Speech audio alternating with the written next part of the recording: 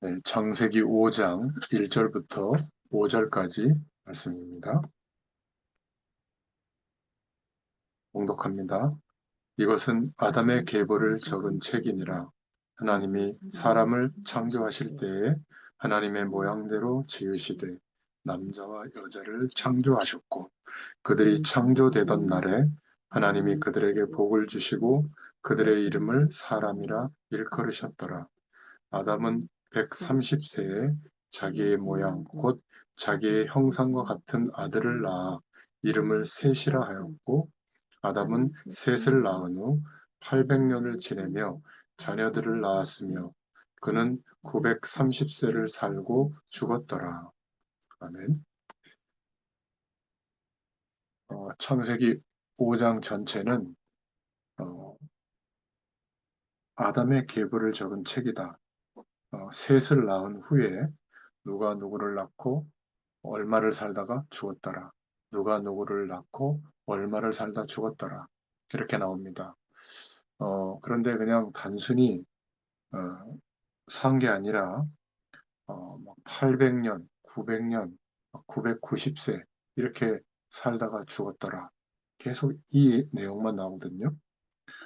그런데 이 창세기 5장과 같은 이 계보가 또 어디에 나오냐면 아브라함과 다윗의 자손 예수 그리스도의 세계라. 마태복음 1장에 보면 또 누가 누구를 낳고 누가 누구를 낳고 이렇게 쭉 나옵니다. 저희 복음의 교회 다음 주 어, 주일 예배가 이제 마태복음 1장에 대한 내용을 쭉 말씀을 나눌 건데요. 사실은 성경은 우연히 기록되어져서 우리에게 말씀을 보게 한 내용이 아닙니다. 전부 언약적 축복을 말씀하고 있는 거거든요. 그래서 오늘 창세기 5장 1절부터 5절 말씀을 대표적으로 읽었습니다만은 오늘 제목이 언약 안의 축복이라는 제목으로 은혜를 나누겠습니다. 우리는 예수 그리스도를 믿을 수 있는 완전한 복음이 회복된 시대에 우리가 살고 있죠. 이게 얼마나 큰 축복인지 모릅니다. 그리고 이 새벽에 복음 가진 저와 여러분이 21세기에 이런 과학적인 어떤 문물을 통해서 우리가 있는 현장에서 이렇게 만날 수 있다는 거 말씀 앞에서 얼마나 귀한 축복인지 모릅니다. 우리는 예수 그리스도를 믿고 그 영원한 하나님의 언약 안에 들어온 삶인 줄로 믿습니다. 그래서 하나님은 언약 붙잡은 예수 그리스도의 영원한 언약을 붙잡은 개인과 그런 교회를 통해서 모든 현장에 하나님의 약속하신 축복을 복음이 땅끝까지 증거되어지도록 그 축복을 이루어 가실 줄로 믿습니다. 어떻게 보면 하나님의 약속을 붙잡은 우리의 노력인 것 같지만 결국 우리의 삶을 되돌아보면 모든 것이 하나님의 은혜로 말미암아 이루어진 축복인 줄로 믿습니다. 자, 오늘 첫 번째로 붙잡을 기도 제목은 창세기 5장 전체는 언약 붙잡은 자들을 통해서 생명의 씨가 전달되게 하셨다. 언약 붙잡은 자들을 통해서 역사하시는 하나님을 증거하고 있습니다. 세상에서는 실제로 많은 힘을 가지고 살았던 인물들이 있죠. 그런 인물들은 창세기 4장 16절부터 24절까지 나옵니다. 가인의 후예들의 그 계보들이 나오죠. 언약 밖의 인물들입니다. 그런데 그런 인물들을 통해서는 하나님은 언약의 축복들을 이루어 가시지 않으셨어요. 오히려 특별히 내세울 것이 없는 것처럼 보이는 창세기 5장에 누가 누구를 낳고 죽었더라. 누가 누구를 낳고 죽었더라. 몇백 년 동안 살다가 특징적인 것을 내세울 것 없는 힘없고 모자라지만 하나님의 약속, 생명의 씨의 약속을 붙잡고 인도받았던 그런 자들을 통해서 땅끝까지 이 복음이 증거되어지도록 하나님의 약속을 이루어 가신 겁니다.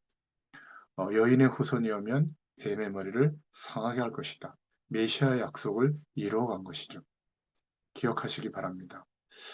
두 번째로 창세기 4장 16절부터 24절에 가인의 후손과 후손들의 삶을 보면 창세기 4장 16절에 여호와의 앞을 떠나 노 땅에 거함 이렇게 나오죠. 거했다고요.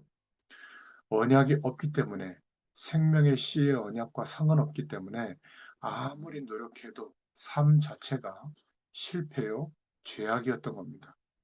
이들을 장악하고 있던 장본인은 사실상 영적으로 사단에게 속했던 거죠.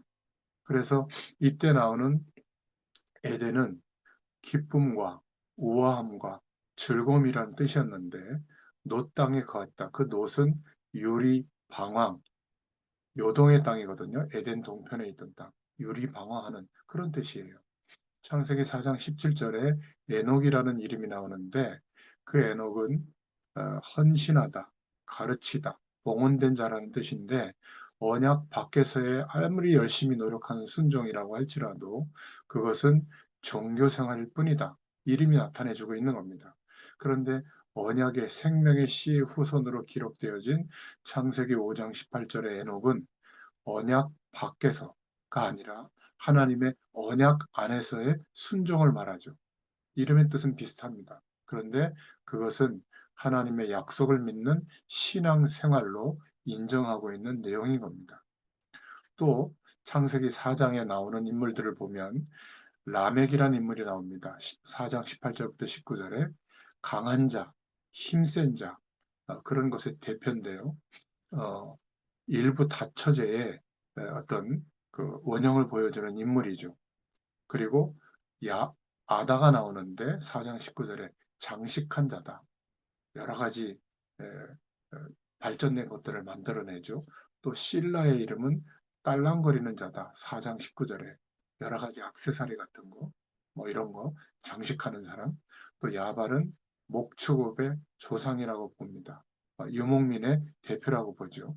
그래 목축업을 발전시키고 이들은 살아야 되기 때문에 하나님이 역사하시는 축복 밖에 있으니까 어떻게 하든지 아무리 노력하고 최선을 다해서 문명을 발달시켜도 하나님의 언약이 성취되는 삶이 아니었습니다.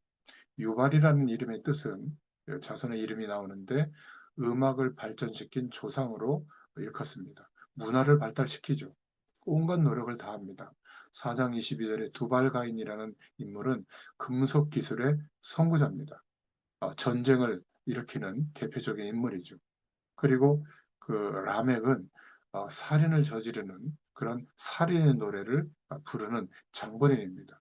그러니까 아무리 열심히 노력해서 이루어진 성공이라고 할지라도 언약 밖에 하나님을 떠나 있는 삶이기 때문에 삶이 세속적이고 폭력적이라는 거죠. 그런데 창세기 4장 25절 26절에 보니까 그러나 하나님은 약속하신 대로 언약의 혈통, 생명의 씨의 언약을 이어가게 하셨죠. 바로 셋을 주신 겁니다.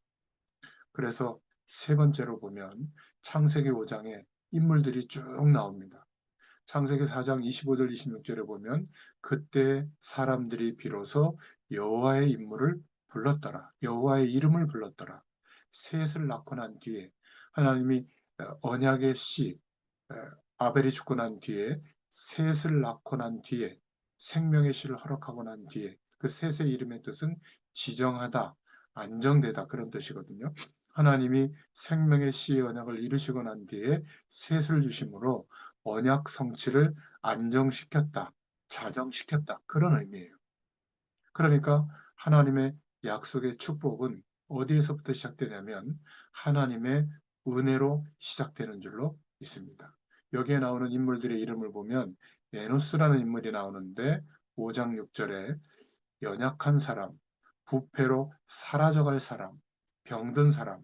그런데 철저히 하나님이 필요하고 우리로 말하면 예수 그리스도가 필요한 사람이죠. 이 에노스가 어떤 인물이냐면 처음으로 하나님의 약속을 붙잡고 생명의 씨의 언약을 붙잡고 공식적으로 예배를 회복한 사람의 그 이름의 원형입니다.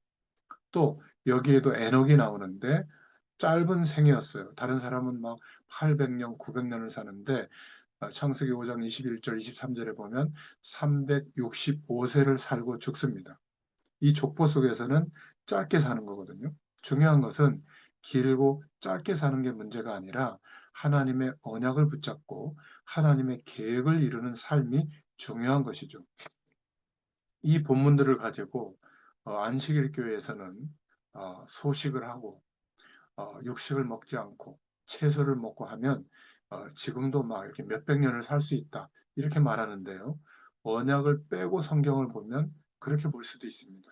그런데 800년, 900년을 살았던 이유가 뭐냐면 하나님이 이것을 성경에 기록한 이유는 그 언약의 선배가 부모가 언약의 후대가 세워지기까지 하나님이 불러갈 수가 없는 거예요. 그래서 800년, 900년 동안 생명을 연장시킨 겁니다. 언약의 후대가 그 언약적 축복의 삶을 살기 시작했을 때 하나님이 불러가시죠. 가장 오래 살았던 모두셀라가 왜 890세를 살다가 어, 하나님이 불러가게 하시죠? 노아가 방주 만들던 해에 불러가시는 겁니다. 성경은요, 우연히 기록되어 있는 게 아니에요.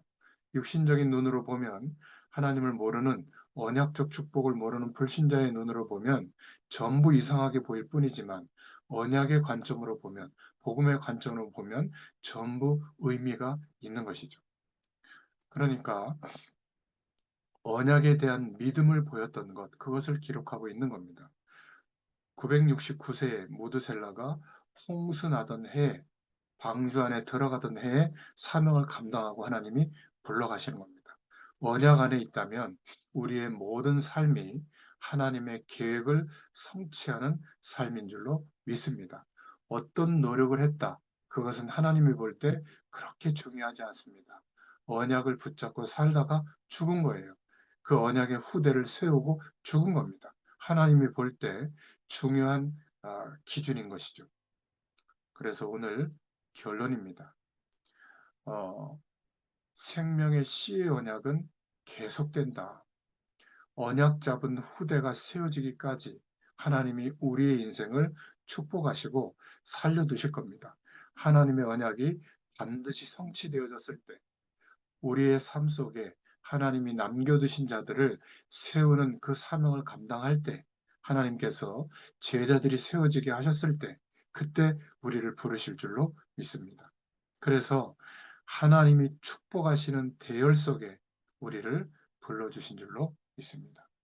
하나님의 영원한 언약, 예수 그리스도의 축복을 가장 중요하게 여기는 그 대열에 메시아의 축복이 이루어지는 대열에 우리를 세워주신 줄로 믿습니다. 바로 이 축복이 창세기 1장 27절에 하나님의 형상이 회복되는 축복이고 또 약속대로 권세가 임하는 모든 것을 다스리고 정복하고 생육하고 번성하는 은혜가 임하게 되는 대열, 바로 세계복음화의 약속을 붙잡은 대열로 우리를 불러주신 줄로 믿습니다. 그렇다면 우리가 우리의 인생의 내용을 두고 하나님 앞에 어떤 모습으로 서야 되겠습니까? 바로 우리 인생을 향한 하나님의 계획, 땅끝까지 이 복음이 증거되어지도록 하시는 하나님의 계획을 이루는 매일매일의 신앙 고백이 이루어져야 될 줄로 믿습니다. 이 은혜를 누리시는 또 하루가 되기를 원하고 우리의 일생이 되기를 원합니다. 그러한 기도를 하나님 앞에 드림으로 오늘도 승리하시기를 축원드립니다. 기도하겠습니다. 주님 감사합니다. 하나님의 영원한 언약의 대열에 하나님이 그 약속을 성취하시는 대열에 저희들의 인생과 가정과 후대들과 우리의 삶이 있게 됨을 감사를 드립니다. 그 은혜를 누리는 축복의 하루가 되게 하시고 증인으로 서게 되도록 역사하여 주시옵소서. 예수님의 이름으로 감사하며 기도드렸습니다. 아멘. 네, 하나님 앞에 기도하시는 시간 가지시길 바랍니다. 감사합니다. 감사합니다.